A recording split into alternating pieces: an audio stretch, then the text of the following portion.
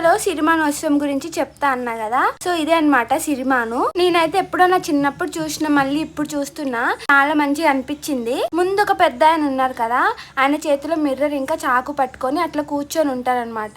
ఇంకా వెనకాల ఇట్లా చాలా మంది అబ్బాయిలు నిల్చొని ఉంటారు. సిరిమానికి వాళ్ళు కాపలాగా ఉంటారంట.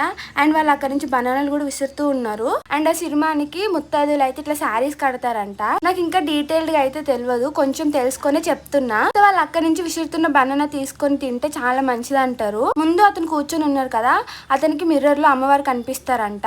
ఆ సిరిమాను ఊరు మొత్తం తిరుగుతూ ఉంటది. సిరిమాను అట్లా ముందుకు వెళ్ళిపోతుంది అని చెప్పి మేము వేరే గల్లీ నుంచి ఉరికెళ్ళి అక్కడ కూడా వెయిట్ చేసినాం. అక్కడ కూడా ఫ్రంట్ నుంచి బాగా చూడొచ్చని. అండ్ చూసారా ఎంత మంది క్రౌడ్ ఉన్నారో. నేనైతే షాక్ అయిన, అసలు ఎక్స్పెక్ట్ చేయలేదు ఇంత మంది ఉంటారని. 17 years తర్వాత అవుతుంది కాబట్టి చాలా మంచిగా సెలబ్రేట్ చేసిర్రు. నేను ఫెస్టివల్ రావడానికి మెయిన్ రీజన్ అయితే సిరిమాను కోసమే.